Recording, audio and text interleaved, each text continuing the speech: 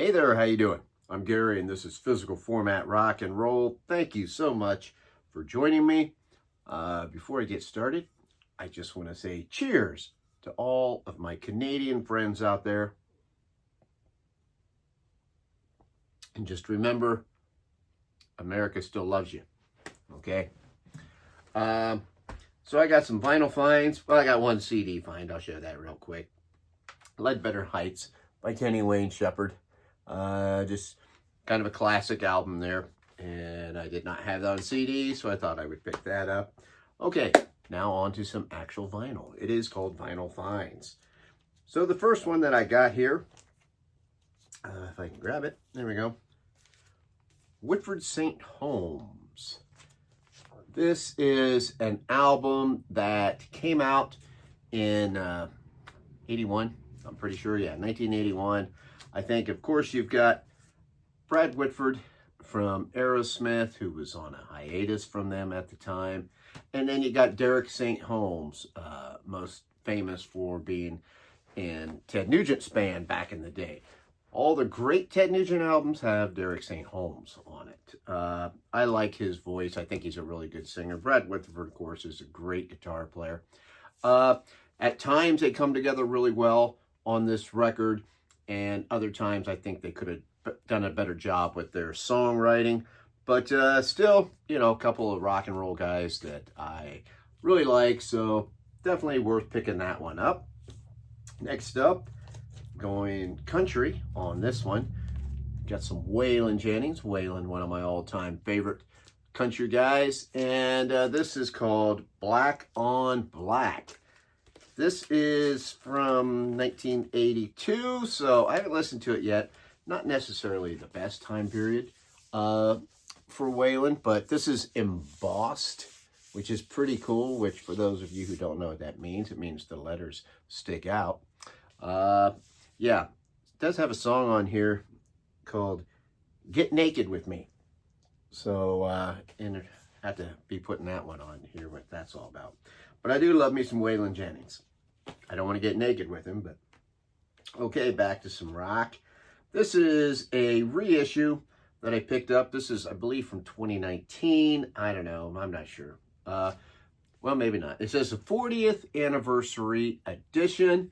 This, of course, is Ozzy Osbourne's 1983 album, Bark at the Moon. You know, I realized that I have never owned this in any format. I've never had this album. I know songs from it, of course. I've heard it. It's on this pretty cool looking blue vinyl, but I've never actually owned it. You know, I guess I've always, you know, I liked solo Ozzy. A lot of it was really good, but I was kind of more into Black Sabbath and actually more into Dio. Not that I don't love Ozzy. I do. I love Ozzy. So glad to pick that one up. It did come with this poster. Let's see if there we go. Kind of looks like that. You know, I don't know if I'll be hanging that one up or not, but anyway, glad to have that. Love me some Ozzy Osbourne. This, of course, has Jakey Lee on it. I like him as a guitar player. Next up, I've got a double live album from Deep Purple. Love Deep Purple, too. They're amazing. This is called Total Abandon. This is from a tour in Australia in 1999. We've got the Righteous Bojambo and Ben Rankins, our Australian friends. So this is a gatefold. There you can see it. This, of course, is the Steve Morse version of Deep Purple, which had some really good stuff. But I'm not a big Steve Morse fan. But they're touring off their album Abandon, which was the second album that they did with him. So Perpendicular and Abandon are my favorite Deep Purple albums with Steve Morse. Although, to be fair, I don't have quite all of the albums that he was on. But like I said, I'm not that big of a fan of him. But Ian Gillan still sounds pretty good on this one. So glad to find that. There's the track listing. So a little bit of a different track listing that made me want to pick it up to get some of that era of Deep Purple. And then my last one. This is a short one, folks. I got 5 live Yardbirds. Adding to my Yardbirds collection. I'm trying to get pretty much all of them. This, of course, is early. This is from 1964, although I believe that this is a 1979 pressing.